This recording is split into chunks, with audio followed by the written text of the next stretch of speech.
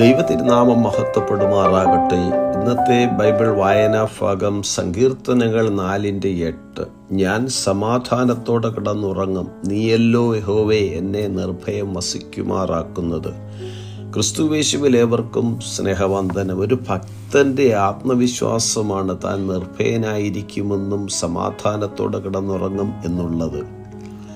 തൻ്റെ ദൈവം നീതിയായവനാണെന്നും തൻ്റെ കഷ്ടതയിൽ ഞെരുക്കത്തിൽ തൻ്റെ നിലവിളി കേട്ട് വിശാലത വരുത്തുന്ന കൃപാലുവായ ദൈവത്തെ ദാവീദ് ഇവിടെ വെളിപ്പെടുത്തുന്നു. കർത്താവിൽ വിശ്വസിക്കുന്നവരിൽ നിന്നും സങ്കീർത്തനക്കാരൻ ആഗ്രഹിക്കുന്നത് പാപം ചെയ്യാതിരിക്കുവാനും ഹൃദയത്തിൽ ധ്യാനിച്ച് മൗനമായിരിക്കുവാനും നീതിയാഗങ്ങളെ അർപ്പിച്ചുകൊണ്ട് യഹോവയിൽ ആശ്രയം വയ്ക്കുവാനുമാണ്.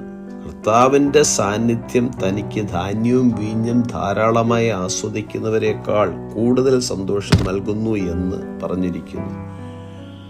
കർത്താവിൽ പൂർണ്ണമായി വിശ്വസിച്ചുകൊണ്ട് ഏത് കഷ്ടതയുടെ അനുഭവത്തിൽ കൂടി കടന്നു പോകുമ്പോഴും ദൈവസാന്നിധ്യം സുരക്ഷിതത്വവും ഉറപ്പുവരുത്തുക.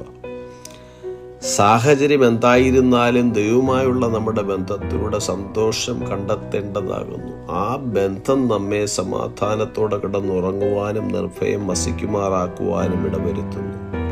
നീതിമാനായ ദൈവത്തിന് മുമ്പിൽ നീതിയോടെ പെരുമാറുവാനും കർത്താവിൻ്റെ ഹിതത്തിനനുസരണമായ ജീവിതം നയിച്ചുകൊണ്ട് സന്തോഷവും സമാധാനവും കണ്ടെത്തുക.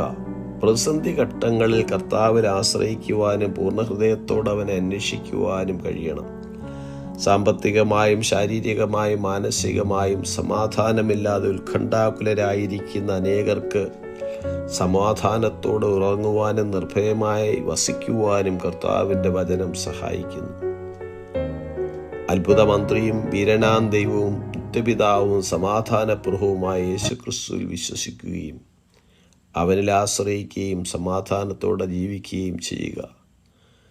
ഓർക്കുക, കർത്താവുമായിട്ടുള്ള കൂട്ടായ്മ നമ്മെ സമാധാനത്തിലേക്ക് നയിക്കും.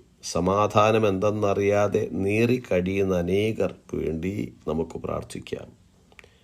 ഞാൻ സമാധാനത്തോടെ കിടന്നുറങ്ങും, നീയല്ലോ യഹോവേ എന്നെ നിർഭയം വസിക്കുമാറാക്കുന്നത് എന്നുള്ള തിരുവചനം ഏവരും ഏറ്റെടുത്തുകൊണ്ട് പൂർണ്ണ സമാധാനത്തിൽ നമ്മെ കാക്കുന്ന കർത്താവിൽ ആശ്രയിച്ച് ജീവിക്കാം. ഈ വചനങ്ങളാൽ കർത്താവ് നമ്മെ ഏവരെയും അനുഗ്രഹിക്കുമാറാകട്ടെ.